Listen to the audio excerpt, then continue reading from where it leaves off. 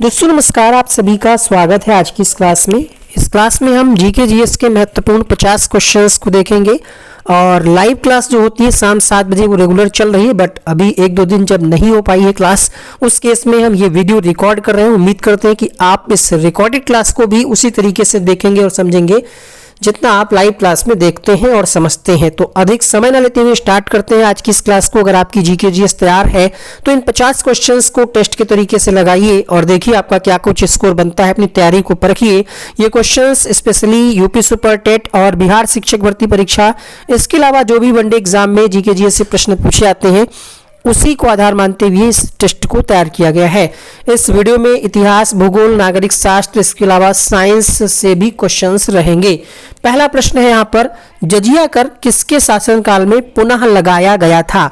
Akbar, Aurangzeb, Jahangir, Humayun. Question number 1, जजिया कर। नाम तो आपने सुना होगा इसके बारे में, जानते होंगे आप जजिया कर के बारे में। तो ये एक धार्मिक टैक्स था और खासकर मुस्लिम शासन में जो गैर मुस्लिम लोग थे उनसे ये वसूला जाता था। ईयरली सालाना कर था जिसमें महिला, बच्चे, विकलांग, बीमार, बुजुर्ग, ये सभी लोग जो थे, ये सभी कह सकते हैं इन सब से वसूला जाता था जो गैर मुस्लिम लोग थे। ठीक है, जो गैर मुस्लिम लोग थे उन्हीं से वसूला जाता था और ये औरंगजेब के शासनकाल में पुनः लगाया गया था। 1679 में लागू किया गया था। मोहम्मद बिन कासिम ने सिंध क्षेत्र में पहली बार जजिया कर वसूला था। जजिया, जैसा कि हमने आपको बताया कि एक तरीके से धार्मिक कर था। ठीक है, और औरंगजेब कट्टर रूढ़िवादी सुन्नी मुसलमान था। इसने अपने शरीयत को शासन का आधार बनाया था। तो उम्मीद करते हैं आप समझ गए होंगे जजिया कर किसके शासनकाल में लागू हुआ। इसको हालांकि लेकर के काफ़ी सारे विरोध भी हुए और मुगलों की तीसरी पीढ़ी के शासक जो अकबर थे उन्होंने 1579 में इसको समाप्त भी कर दिया था। लेकिन उसके बाद औरंगजेब जब 1679 में इस कर को उसने दोबारा से लागू कर दिया और इसकी शुरुआत कब हुई थी? तो 11वीं सदी में इसकी शुरुआत हुई थी। अलाउद्दीन खिलजी ने जब दिल्ली का कह सकते हैं दिल्ली का शासन जब संभाला था तब इस कर प्रणाली को लागू किया गया था। तो यहाँ पर आपका उत्तर क्या हो जाएगा क्वेश्चन नंबर 1 के लिए? औरंगजेब। दूसरा प्रश्न देखिएगा, पुरानी किताबों का कागज भूरा किस कारण से होता है? आपके पास 3 साल पुरानी किताबें रखी हो तो धीरे धीरे आप देखेंगे उसका कलर जो है डल होता जाता है। जितना आप वाइट मतलब क्लियर पेज लेकर के आते हैं, खरीदते हैं मार्केट से, उतना नहीं रह जाता है। धीरे धीरे अगर 10-20 साल कोई पुरानी किताब होगी तो इसका जो पेपर है, कागज है, वो भूरा हो जाता है। क्या उपयोग से होता है? अगर आप उपयोग नहीं करेंगे, रखी रहेंगी किताबें, तब भी हो जाता है। तो ये तो नहीं होगा। संवातन की कमी से, धूल जम जाने से, सेलुलोज के ऑक्सीकरण से। तो यहाँ पर आपका उत्तर हो जाएगा सेलुलोज के ऑक्सीकरण से। ठीक है, ये मेन कारण है। जैसे जैसे सेलुलोज का ऑक्सीकरण होता है वैसे वैसे कागज जो है भूरे रंग का होता जाता है। जैविक जगत में होने वाले कार्य, गुण व पद्धति के अध्ययन के इस ज्ञान को मशीनी युग में उपयोग करने को क्या कहते हैं? Bionics, bionomics, बायोनॉमी, biometry. Question number 3 में आपका सही जवाब हो जाएगा, इसको हम कहते हैं बायोनिक्स, अर्थात पहला विकल्प सही हो जाएगा। इसके अंतर्गत क्या होता है? जो कृत्रिम अंग होते हैं उनका निर्माण किया जाता है। बायोनॉमिक्स क्या होता है? यहाँ पर एक ऑप्शन और दिया है, इसके बारे में भी जान लेते हैं। इसमें जीवधारियों का उनके वातावरण के साथ जो संबंध है उसका अध्ययन किया जाता है। जो बायोनॉमी है, जीवन के नियमों का अध्ययन किया जाता है। जो बायोमेट्री है, मैट्री शब्द से आप समझ रहे होंगे, गणित और सांख्यिकी तकनीकी का अध्ययन कहलाता है इसके अंतर्गत। यानी गणित और सांख्यिकी की तकनीकी जो होती हैं उनका अध्ययन जब आप जीव विज्ञान के माध्यम से करते हैं तो बायोमेट्री कहलाता है। जैसे आप पढ़ते हैं ट्रिगोनोमेट्री, है ना, त्रिकोणमिति, उसी तरीके से ये बायोमेट्री है। जब गणित को आप जीव विज्ञान के माध्यम से अध्ययन करें तकनीकी टेक्निक्स के द्वारा, तब ये बायोमेट्री कहलाता है। क्वेश्चन नंबर 4, चतुर्थ बौद्ध संगीत की अध्यक्षता किसने की? तो यहाँ से आपको क्या पता चला कि आपको चारों, हालांकि इससे पहले के सेशन में हमने आपको सभी बौद्ध संगीत के बारे में बहुत अच्छे से समझाया है कि कौन सी समितियां कब हुई, किसके शासनकाल में हुई और अध्यक्षता किसने की, सभी आपको बताया गया है। एक बार फिर से हम बता देते हैं कि कौन सी बौद्ध संगीत कब हुई। देखिए, पहली जो हुई 483 ईसा पूर्व में हुई। किसके शासनकाल में? अजातशत्रु के शासनकाल में पहली हुई। इसकी अध्यक्षता किसने की? महाकश्यप ने।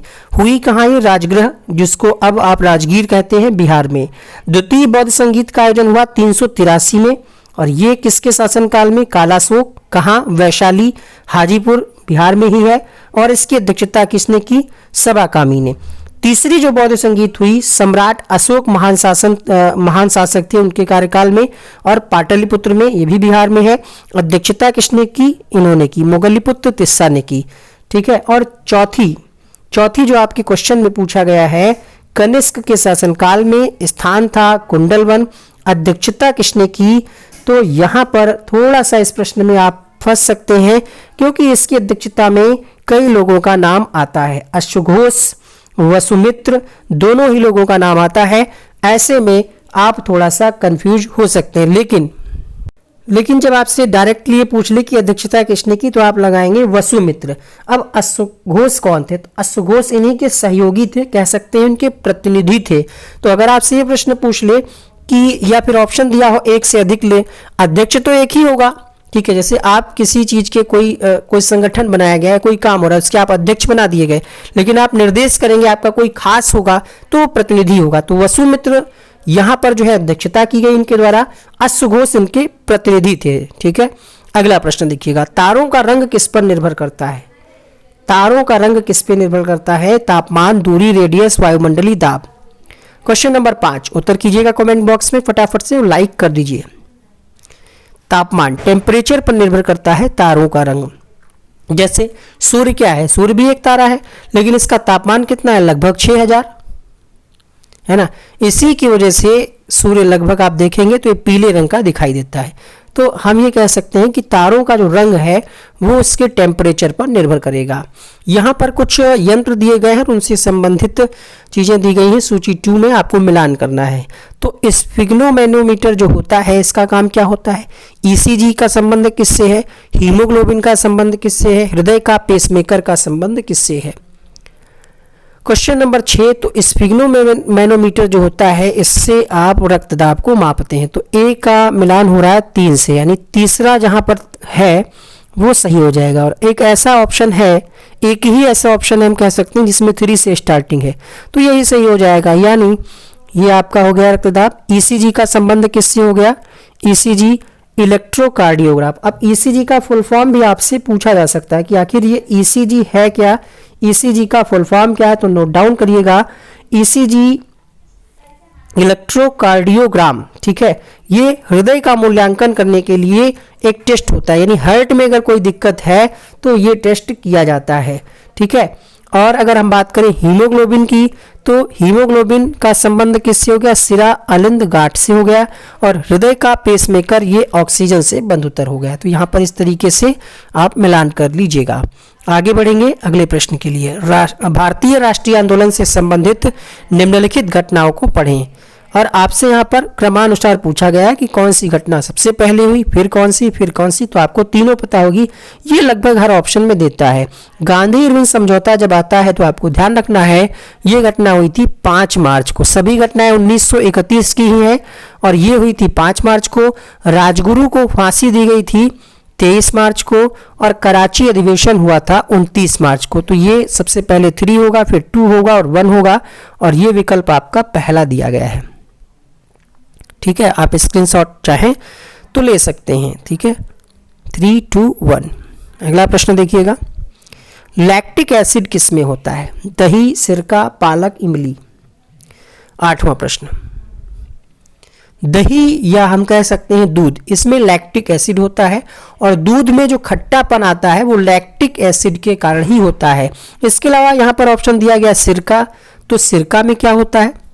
एसिटिक अम्ल। पालक में क्या होता है? ऑक्जेलिक अम्ल। इमली में क्या होता है? टार्टरिक अम्ल। तो चारों याद कर लीजिएगा। प्रकृति में सबसे सशक्त बल कौन सा? ये प्रश्न 69,000 शिक्षक भर्ती में इसी तरह का एक प्रश्न पूछा गया था। इसके अलावा ये प्रश्न जो है अन्य कई एसएससी और रेलवे की परीक्षाओं में भी पूछा गया है। तो सबसे सशक्त बल जो है वो है नाभिकीय बल। यहाँ पर आपका विकल्प सी सही हो जाएगा। गुरुत्वीय बल क्या है? तो ये सबसे दुर्बल बल है। तो यहाँ पर सशक्त पूछ रहा है, अगर आपसे पूछ ले सबसे दुर्बल बल कौन सा है तो आप लगाएंगे गुरुत्वीय बल।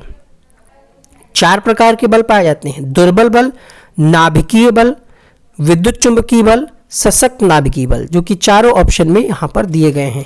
क्वेश्चन नंबर 10 देखिएगा, वीडियो को शेयर करिए उन लोगों तक जो भी लोग तैयारी कर रहे हैं। भूरा कोयला कोयला किसे कहा जाता है? ब्राउन कोल, एंथ्रासाइट, बिटुमिनस कोक या फिर लिग्नाइट।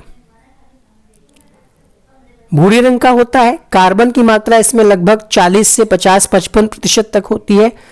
तो यहां पर लिग्नाइट को जो है भूरा कोयला भी कहा जाता है। इसके अलावा आपसे प्रश्न बनता है कि सबसे अच्छा कोयला या सर्वोत्तम किस्म का कोयला कौन सा होता है? तो एंथ्रासाइट होता है, जो कि पहले विकल्प में दिया गया है। सबसे निम्न कोयला कौन सा होता है? तो आप उत्तर करेंगे पीट कोयला। ठीक है, पीट कोयला सबसे निम्न। बिटुमिनस कोयले में कार्बन कितना होता है? तो लगभग 55 से 80% होता है बिटुमिनस में। सबसे अच्छा कोयला एंथ्रासाइट, भूरा कोयला लिग्नाइट। बिटुमिनस में कार्बन की मात्रा 55 से 80% तक हो सकती है। वायुमंडलीय सापेक्ष आर्द्रता को मापने के लिए किस यंत्र का, किस उपकरण का प्रयोग किया जाता है? Hydrometer, hygrometer, lactometer, potentiometer. तो लैक्टोमीटर तो आप जानते ही होंगे, दूध के घनत्व को मापने के लिए। जो ये सी ऑप्शन दिया गया तो ये तो होगा नहीं, तो होगा क्या? वायुमंडलीय सापेक्ष आर्द्रता को मापने के लिए हाइग्रो, ध्यान रखिएगा, हाइग्रो ग्रो कर रहा है, आर्द्रता ग्रो कर रही है, ऐसे कुछ आप अपना पासवर्ड बना लीजिए। तो वायुमंडलीय सापेक्ष आर्द्रता को मापने के लिए हाइग्रोमीटर का प्रयोग किया जाता है। द्रवों के घनत्व को मापने के लिए हाइड्रोमीटर का, द्रवों ड्रो, ऐसे याद कर लीजिए। ठीक है, इसके अलावा दूध वाला हमने आपको बता ही दिया। पोटेंशियोमीटर का प्रयोग जो है ये विद्युत परिपथ में सेल का विभव मापने के लिए किया जाता है। निम्न में से किस अधिवेशन के लिए कांग्रेस ने पहली बार एक महिला को अध्यक्ष चुना? कलकत्ता अधिवेशन, गया अधिवेशन, इलाहाबाद अधिवेशन, लखनऊ अधिवेशन। महिला अध्यक्ष एनी बेसेंट को चुना गया था कलकत्ता अधिवेशन 1917 में। कहाँ की थी ये? भारतीय मूल की महिला थी। और 1925 में कानपुर अधिवेशन के लिए प्रथम भारतीय महिला के रूप में सरोजनी नायडू को चुना गया। तो प्रथम भारतीय पूछ ले तो सरोजनी नायडू, प्रथम महिला पूछ ले तो एनी बेसेंट 1917। अच्छा, यहीं पर अब बात आई है तो बता दीजिए गया अधिवेशन की अध्यक्षता किसने की, क्योंकि ये प्रश्न बीपीएससी टीआरई में कई बार पूछा गया है। ठीक है, गया अधिवेशन की अध्यक्षता किसके द्वारा की गई? गया कहाँ है? तो बिहार राज्य में है। ठीक है, गया अधिवेशन की अध्यक्षता किसके द्वारा की गई, कब हुआ? तो 1922 में हुआ गया अधिवेशन। इसके अध्यक्ष कौन थे? चित्तरंजन दास। इसके अध्यक्ष कौन थे? चित्तरंजन दास। ठीक है, 1922 में।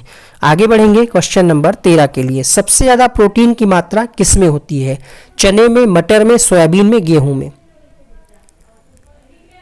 सबसे ज्यादा प्रोटीन की मात्रा जो है वो होती है सोयाबीन में। तो यहां पर आपका विकल्प सही हो जाएगा ऑप्शन नंबर सी के साथ। राज्यपाल के विवेकाधिकार कहां तक सीमित है? मुख्यमंत्री की नियुक्ति, बर्खास्तगी, मंत्रालय की, विधानसभा को भंग करना, विधेयकों को स्वीकृति देना।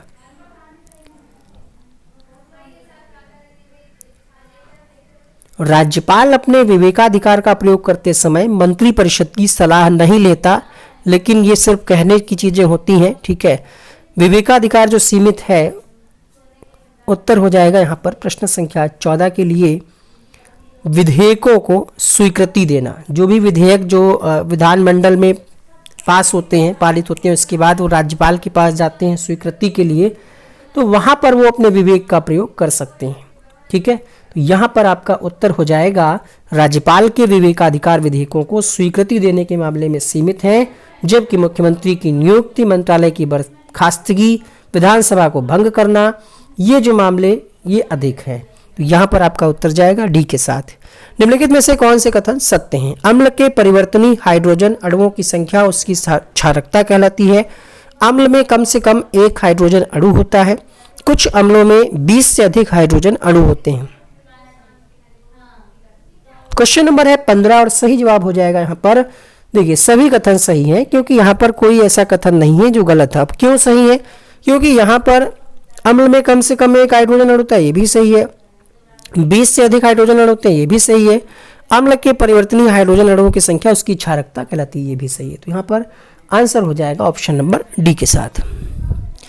पंचायतन शैली किससे संबंधित है? टाउन प्लानिंग का एक तरीका है, चित्रकला का एक रूप है, मंदिर की वास्तुकला है, दक्षिण भारत की एक नृत्य शैली है। क्वेश्चन नंबर 16,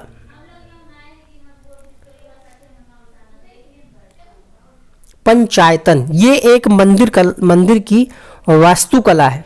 इसके नाम की उत्पत्ति से आप समझ पा रहे होंगे, पंचायतन यानी 5 आयतन, है ना। इस शैली में मुख्य देवता शिव या देवी को मुख्य मंदिर में स्थापित किया जाता था और उनके चारों ओर निर्मित गौड़ मंदिरों में 4 अन्य अनुचर देवता भी रखे जाते थे। तो ये मंदिर की वास्तुकला का एक उदाहरण है। भारतीय संसद की सबसे बड़ी कमेटी कौन सी है? लोक लेखा, प्राक्कलन, सार्वजनिक उपक्रम, संयुक्त संसदीय समिति।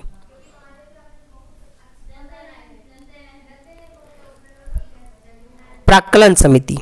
प्राक्कलन समिति सदस्य कितने होते हैं? 30। लोकसभा के कितने होते हैं बताइए? देखिए, लोकसभा द्वारा निर्वाचित होते हैं, कार्यकाल 1 वर्ष का होता है। तो यहां पर आपका आंसर क्या जाएगा? प्राक्कलन समिति। सबसे बड़ी कमेटी यही होती है। इसके अलावा लोक लेखा समिति जो है और कह सकते हैं सार्वजनिक उपक्रम समिति जो होती है, इसमें 22 सदस्य होते हैं, 15 लोकसभा से और 7 राज्यसभा से।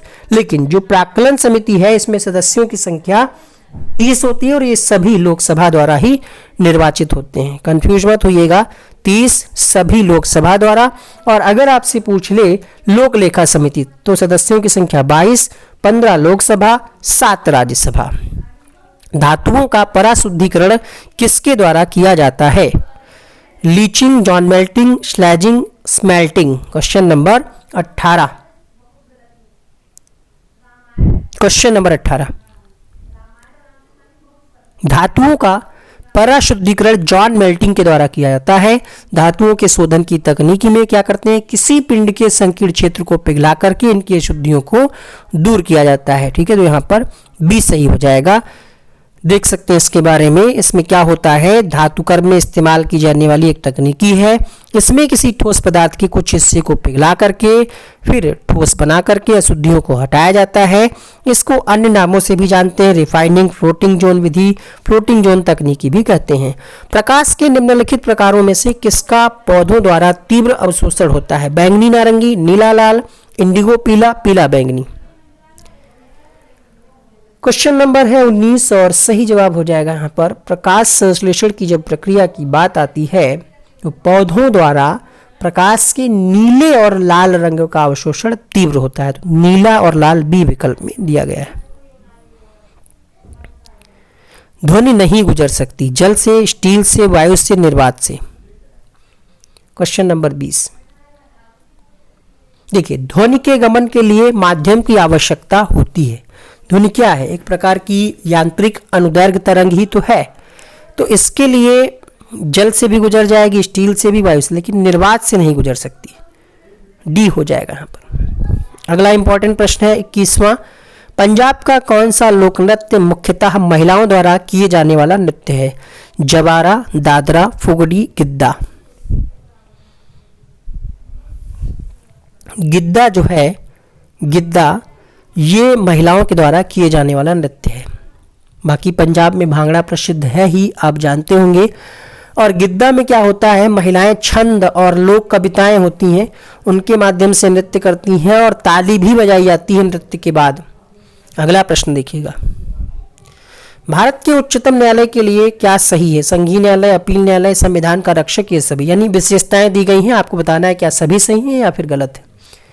देखिए संघीय न्यायालय, अपील न्यायालय, अपील भी कर सकता है। ठीक है, अगर आप उच्च न्यायालय से संतुष्ट नहीं तो उच्चतम न्यायालय जाते हैं।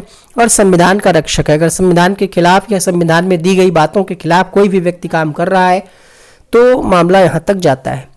ठीक है, यद्यपि अगर राष्ट्रपति, प्रधानमंत्री कोई भी गलत करें तो कई बार आपने देखा होगा स्वतः संज्ञान ले लेता है उच्चतम न्यायालय और कार्रवाई कर देता है। ठीक है, ये अपील का अंतिम न्यायालय भी है। यहाँ से जो ऑर्डर हो गया उसके बाद व्यक्ति कहीं नहीं जा सकता। तो संविधान का जो अनुच्छेद 124 है और 124 से लगा करके 147 तक सर्वोच्च न्यायालय से ही संबंधित है। इसमें सर्वोच्च न्यायालय का गठन, उसका न्याय क्षेत्र, स्वतंत्रता, शक्तियां जो भी है सब कुछ दिया गया है। वल्केनीकरण प्रक्रिया से रबड़ बनाने की विधि की खोज किसने की? John Dunlop, Charles Goodyear, Macmillan, Newton.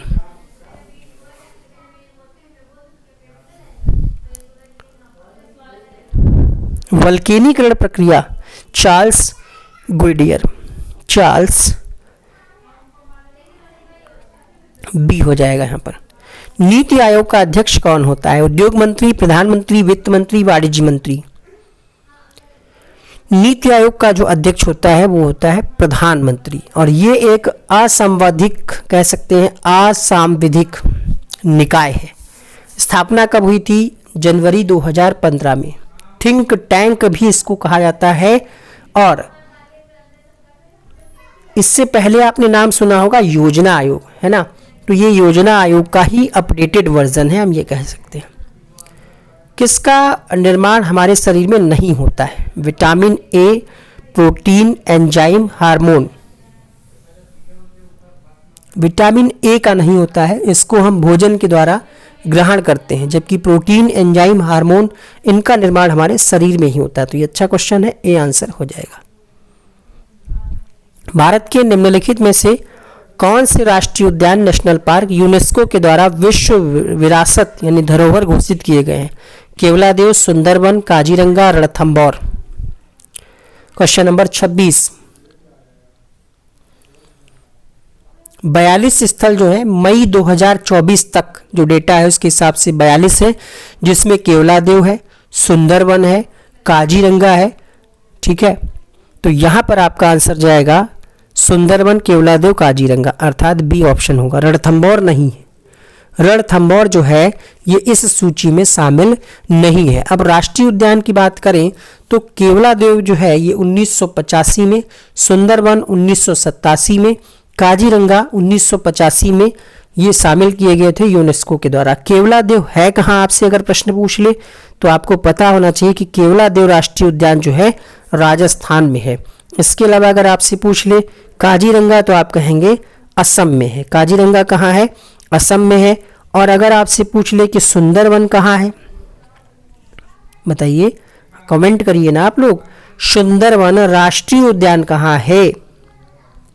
Option दे दें, राजस्थान, पश्चिम बंगाल, उड़ीसा, बिहार। तो ध्यान रखिएगा ये आपका पश्चिम बंगाल में है।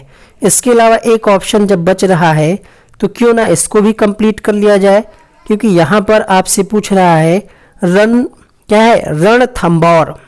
तो रणथंभौर कहाँ है? रणथंभौर राष्ट्रीय उद्यान कहाँ है?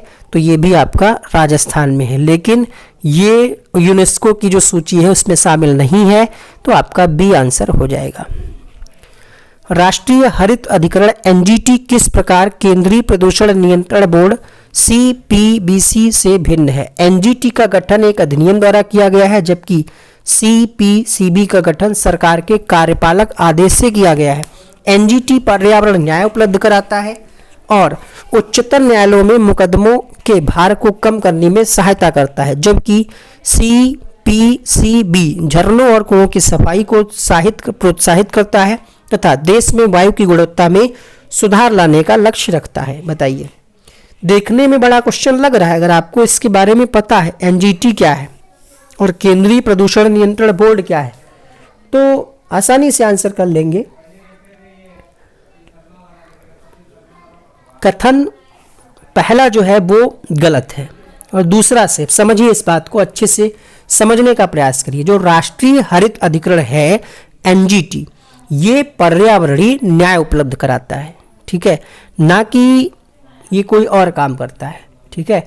और इसका निर्माण, ये जो एनजीटी है इसका गठन एक अधिनियम के द्वारा हुआ है, राष्ट्रीय हरित प्राधिकरण अधिनियम 2010 के तहत, जबकि केंद्रीय प्रदूषण नियंत्रण बोर्ड जो है ये इसका गठन जल प्रदूषण निवारण एवं नियंत्रण अधिनियम 1974 के तहत हुआ है।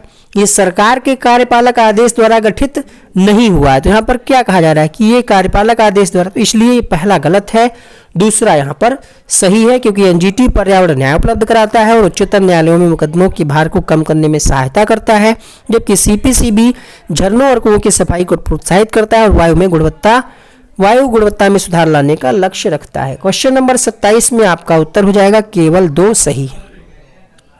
मेगास्थनीज के अनुसार पाटलिपुत्र में कितने द्वार थे? 64 द्वार थे। 64 द्वार थे, 64। मेगास्थनीज जो है सेलुकस निकेटर के द्वारा चंद्रगुप्त मौर्य के दरबार में भेजा गया एक यूनानी राजदूत था। अगला प्रश्न है, माधुरी दीक्षित किस भारतीय नृत्य कला से संबंधित हैं? भरतनाट्यम, कुचिपुड़ी, कथक या फिर कथकली? कथक, कथक से संबंधित है माधुरी दीक्षित। अगला प्रश्न देखिएगा, विश्व का धान जीन बैंक कहाँ है? धान जीन बैंक चीन में, फिलीपींस में, जापान में, भारत में? क्वेश्चन नंबर 30 है यहाँ पर, ये फिलीपींस के लानबनास नामक स्थान पर है, फिलीपींस में धान जीन बैंक। अगला प्रश्न है यहाँ पर, निरपेक्ष तथा प्रति व्यक्ति वास्तविक जीएनपी की वृद्धि आर्थिक विकास की ऊंची दर का संकेत नहीं करती यदि? पहला है, औद्योगिक उत्पादन कृषि उत्पादन के साथ साथ बढ़ने में विफल रह जाता है, कृषि उत्पादन औद्योगिक उत्पादन के साथ साथ बढ़ने में विफल रह जाता है, निर्धनता और बेरोजगारी में वृद्धि होती है, निर्यातों की अपेक्षा आयात तेजी से बढ़ते हैं। सही जवाब होगा क्वेश्चन नंबर 31 के लिए। देखिए, निरपेक्ष और प्रति व्यक्ति वास्तविक जीएनपी की वृद्धि आर्थिक विकास की ऊंची दर का संकेत नहीं करती यदि निर्धनता और बेरोजगारी में वृद्धि होती है। तो यहाँ पर आपका सी विकल्प जो है सही हो जाएगा। स्क्रीनशॉट ले लीजिए और इसको पढ़िएगा अच्छे से। निर्धनता और बेरोजगारी बढ़ने पर प्रति व्यक्ति वास्तविक जीएनपी और आर्थिक विकास भी कम होता है, इसमें भी विकास की गिरावट देखी जा सकती है। तो यहाँ पर आपका आंसर हो जाएगा सी के साथ। रणजीत सिंह को राजा की उपाधि किसने दी? दीवान शाह, लॉर्ड लेक, जमान शाह, कश्मीर के राजा? जमान शाह। रणजीत सिंह को राजा की उपाधि जमान शाह के द्वारा दी गई। जमान शाह काबुल का शासक था जो अहमद शाह अब्दाली का पुत्र था। जमान शाह ने रणजीत सिंह को महत्वपूर्ण सैन्य सेवाओं के लिए राजा की उपाधि दी और लाहौर का सूबेदार नियुक्त किया। तो यहां पर विकल्प जाएगा सी सही हो। निम्नलिखित युग्मों पर विचार कीजिए। यहाँ पर समुदाय दिए गए हैं और उनसे संबंधित देश दिए गए हैं। कुर्द है, मधेसी है, रोहिंग्या है। मिलाइए, समय है आपके पास, टाइम चला दे। 30, 29, 28, 27, 26, 25, 24, 23, 22 नहीं चलाएंगे, ऐसे ही बताइए। टाइमर लगा होता तो ठीक रहता। क्वेश्चन नंबर 33 देखिए, कुर्द जो है ये उत्तरी इराक से संबंधित है। इसके अलावा रोहिंग्या म्यांमार में पाए जाने वाले हैं। अच्छा, यहाँ पर पूछ रहा है कौन से सुमेलित है नहीं, हमें लगा कि आपस में मिलान करने हैं। सामने सामने दे रखा है, जो सही है वो सही पर टिक करना है, जो नहीं है वो हटा देना है। तो 3 वाला जो है रोहिंग्या, यहाँ पर म्यांमार दिया गया है, जबकि कुर्द जो है इराक और दक्षिणी पूर्वी तुर्की और उत्तर सीरिया में पाए जाने वाले हैं। कुर्द बांग्लादेश में नहीं पाए जाते हैं और यहाँ पर बांग्लादेश दिया गया है। तो यहाँ पर दूसरा और तीसरा सही है, मधेसी और म्यांमार ये सही है। पहला यहाँ पर गलत दिया गया है। 2 और 3 ये आपका ऑप्शन नंबर किस में दिया गया है? देखिए सी में दिया गया है 2 और 3। फिर से समझ लिए अगर कोई कन्फ्यूजन है। देखिए मधेसी जो है ये नेपाल से संबंधित है, ये सही है। रोहिंग्या म्यांमार से संबंधित है, ये भी सही है। कुर्द जो है ये इराक में, जबकि यहाँ पर बांग्लादेश दिया गया है, इसलिए गलत है। 34वां प्रश्न, ला लीना प्रशांत महासागर पर किस प्रकार से प्रभाव डालती है? महासागर का खारापन कम कर देती है, जल का तापमान कम कर देती है, जल के तापमान को स्थिर कर देती है, महासागर का खारापन बढ़ा देती है। प्रशांत महासागर के जल के तापमान को कम कर देती है, ला लीना। तो यहां पर आपका उत्तर हो जाएगा 34वें प्रश्न के लिए ऑप्शन नंबर बी के साथ। अगला प्रश्न देखें, भू संरक्षण की परिरेखा बंधन विधि का प्रयोग कहाँ के लिए होता है? प्रबल पवन क्रिया के अधीन मरु उपांत, नदी प्रवाहों के सन्निकट का बाढ़ग्रस्त होने वाला निम्न समतल मैदान, अपतरण के बढ़कर फैलने की सद्भावना से युक्त गुल्म भूमि, उपयुक्त में से कोई नहीं। तो भू संरक्षण की परिरेखा बंधन विधि का प्रयोग खासकर ढलानी क्षेत्रों में किया जाता है। ठीक है, अब यहाँ पर ऐसा कोई ऑप्शन दिया ही नहीं है जिसमें ढलानी दिया हो। ठीक है, और इसको कंटूर बंधन भी कहते हैं।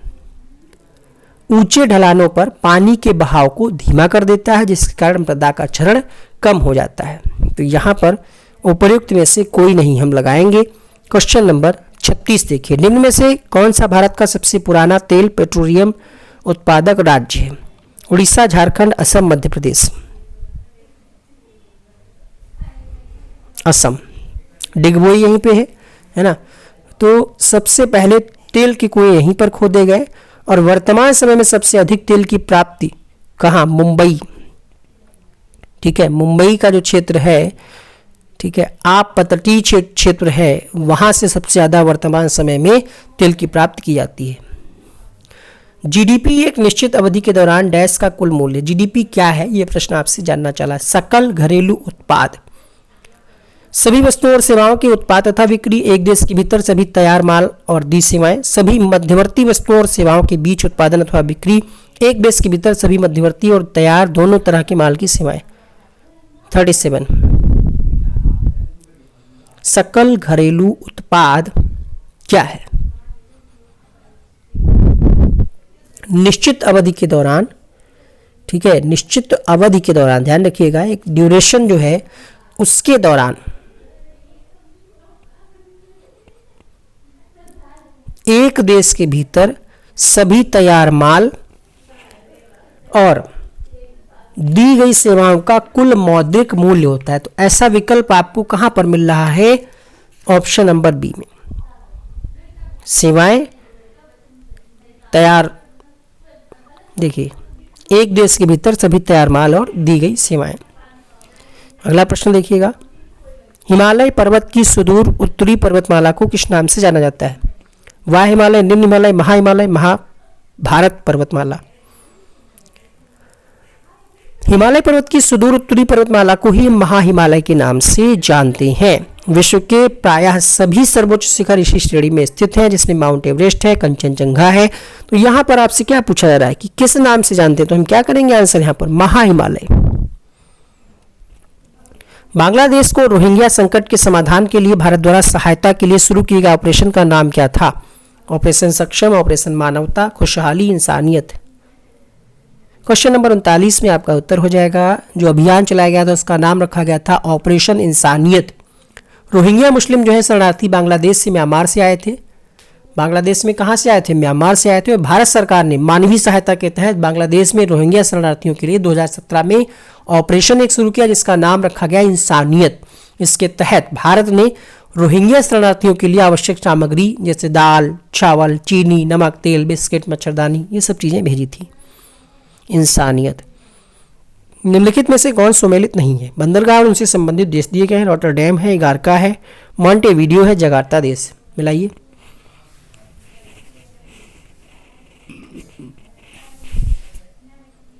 Question number 40। अच्छा, सुमेलित नहीं है पूछ रहा है, यानी 3 सही होंगे, एक गलत है। तो एक आपको गलत वाला अगर पता है तो बाकी देखना ही नहीं है। क्वेश्चन नंबर 40 में इकारगा जो बंदरगाह है ये चीन में नहीं, कहाँ है फिर? ये रूस में है।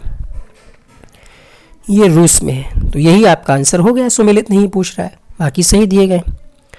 अर्थशास्त्र में बहुत गहरी, लंबी और दर्दनाक मंदी को क्या कहते हैं? अवसाद, अपस्फीति, स्फीति, मूल्य ह्रास।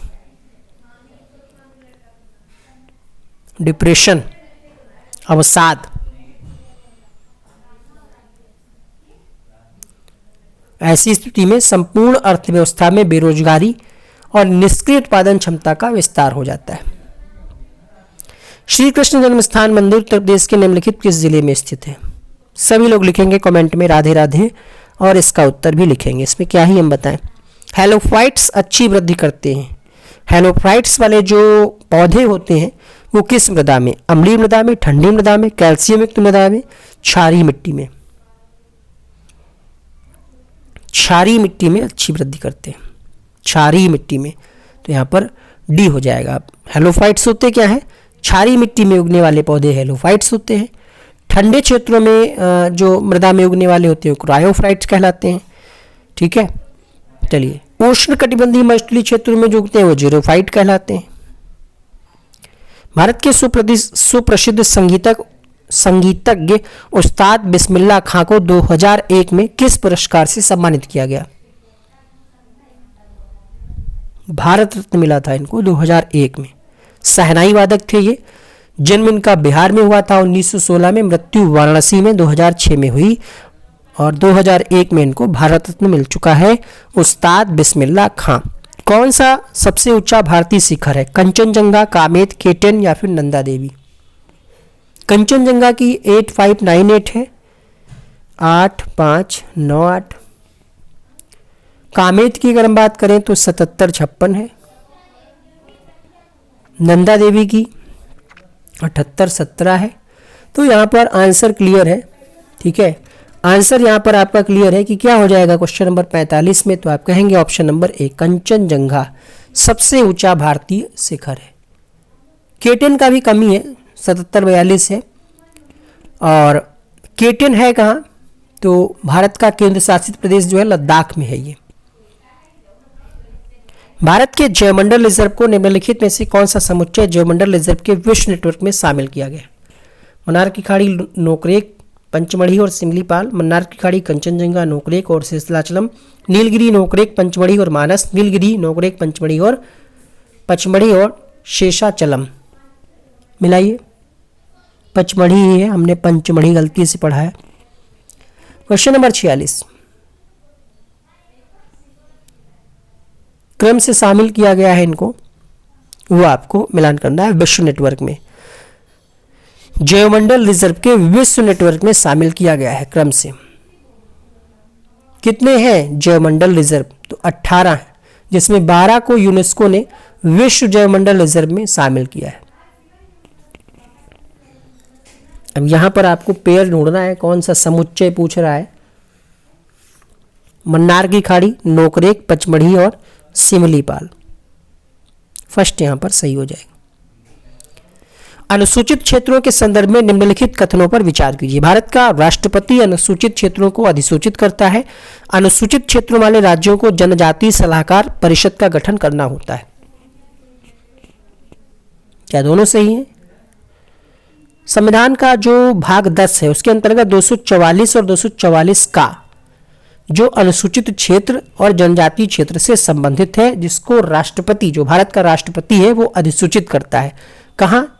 ऐसे बहुत सारे राज्य हैं जहां पर अनुसूचित क्षेत्र है और वहां पर जनजातीय सलाहकार परिषद का गठन भी करना होता है। तो इस संदर्भ में यहां पर दोनों ही कथन सही हैं। राष्ट्रपति अधिसूचित करता है और गठन भी करना होता है, तो दोनों सही हैं। A better India a better world पुस्तक के लेखक कौन है? Kiran Bedi, N R. Narayana Murthy, Sudha Murthy, Shashi Tharoor. A better India a better world N R. Narayana Murthy की है ये। एन.आर. नारायण